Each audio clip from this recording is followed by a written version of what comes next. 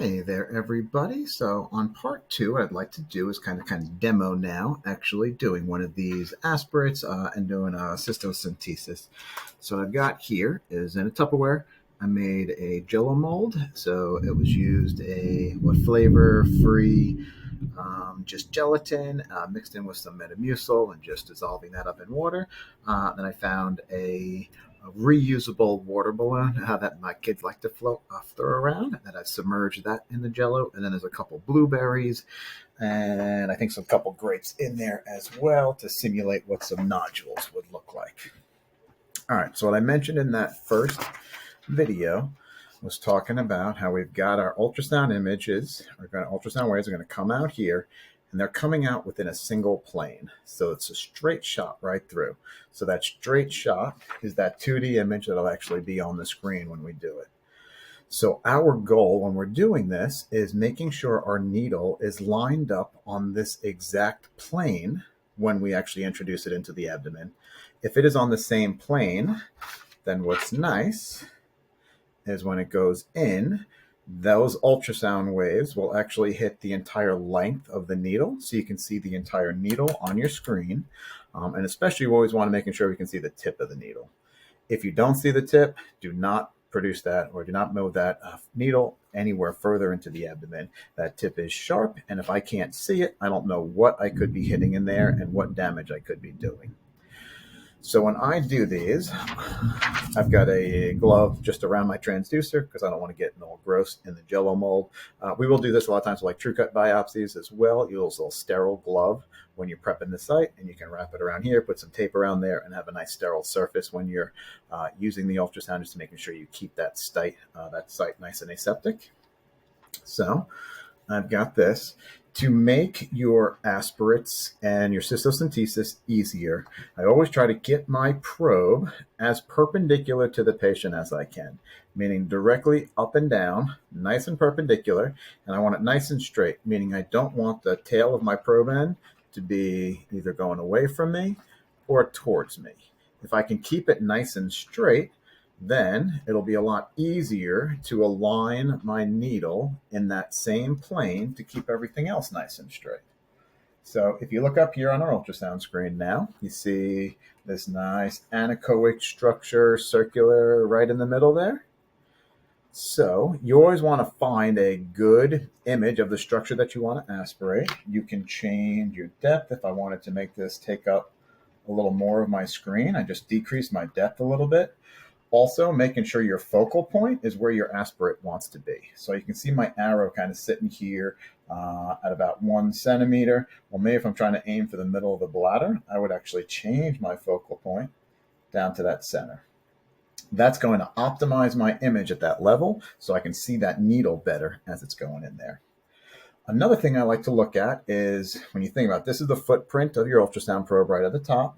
So I won't be coming in directly here because the ultrasound probe is there. So I'm either going to come in from the side with a little nubbin on your transducer that'll coordinate with that M on here, or the opposite side. I'll pick which side just depending on what seems easier on the patient. So if like the knees are in the way of the bladder, then I'll come out cranially, or just depending on what structures are on either side. So I kind of look at the side of the structure I'm coming in because I know my needle is going to be coming in through this side. So I want to make sure there's no intestinal loops or anything just adjacent here on where my needle might be tracking in. If I've got the entire bladder of the image of what I'm going to be going into is kind of right at the borders of my probe, then at least I know as soon as I come in here, I'm already going to be in the structure that I want to do. I do most of my ones with a curvilinear, but if it's really superficial, you might actually find it easier to use a linear probe, and you can see the image a little bit better that way. So if I got this one, I've got my image nice and centered. I got my focal point where I want it to be. Maybe I'll even move the focal point a little bit higher because that's where we're going to start seeing the needle coming in. And I'm going to come in the back side on here. So actually from the right. So if I come in, I typically like to do about a 45-degree angle. You want the tip of the needle kind of be right in the center of your probe, kind of right in the center of that footprint. So I want to center from the kind of front to the back. I typically come maybe about 1/4 of a centimeter off the side, kind of the back end here, and go at about a 45-degree angle. If I'm at a 45-degree angle, that should get me right to the center of the screen because that'd be coming in at about this angle. If I lay my needle down flatter, let's say I want to do a nice like 20-degree angle, then I would be coming more superficial and going for something all the way up here. But if I'm aiming down towards the center, I can do that way. Or if I'm coming straight up and down, I'd be hitting kind of down here. So just depending on what you're aiming for and what window you've got to access it, might change what angle you're going to set it at. All right, so got a good image here. Got my cap off. I'm aiming now. Let's see if I can do this to make it as for you guys to see it as best as possible. Let's come that way then. So now I'm going right for the center of the probe. And again, I don't want my needle too far towards you or too far away. So I want it directly in that same plane and straight up and down, nice and perpendicular. Now I start going in. So as I go in, I like my bevel to be up so I can see the gas at the tip of the needle. And now if you're looking at the screen, you can see that entire length of the needle and the really hyperechoic aspect on the distal end of my needle where that little air pocket is. If you cannot see your entire needle or the tip of your needle, do not go in any further. Come back out and you maybe try a little angle differently as you're out of the abdomen so I know I'm not hitting anything abnormal. And then re-enter your needle. Do never, never, never, never move your needle once it's in the abdomen. If you're doing that and if I don't see it, I don't know what I'm hitting. If you don't see your needle well, you can readjust your probe a little bit and change your angle of the probe until you see it. So see if my angle is off a little bit, I don't see it, but I move my probe, and now I can see the full length of the needle now.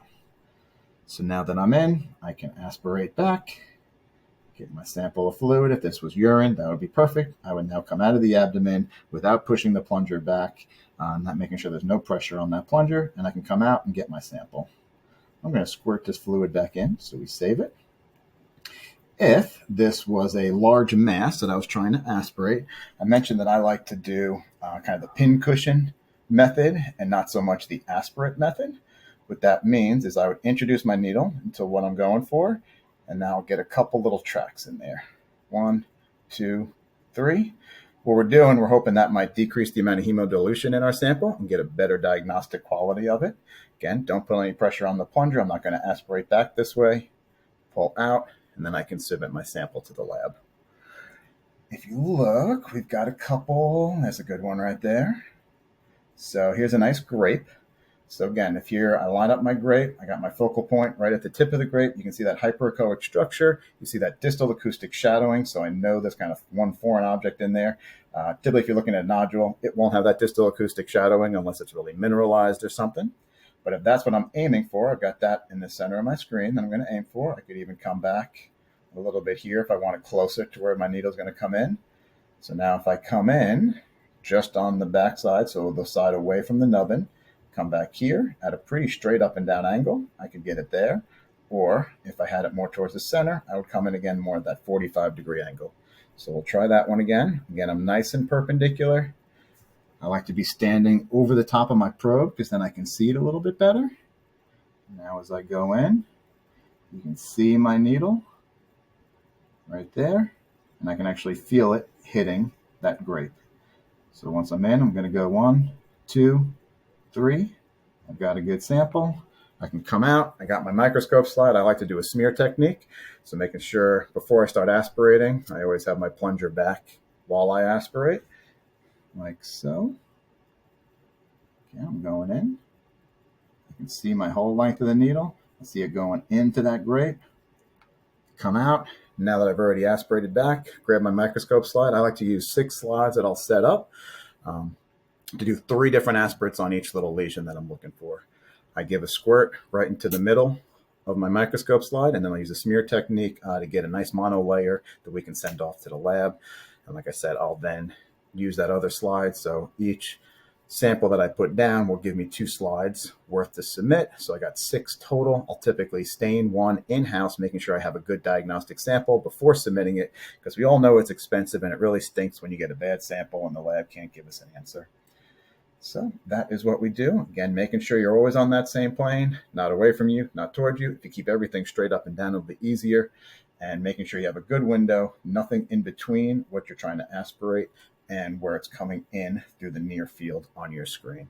If you do that, you will keep it safe. You won't accidentally puncture anything you're not supposed to.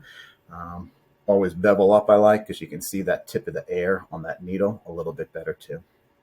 All right, and we'll practice with some of these phantom models when we see you in person. All right, thank you, everybody.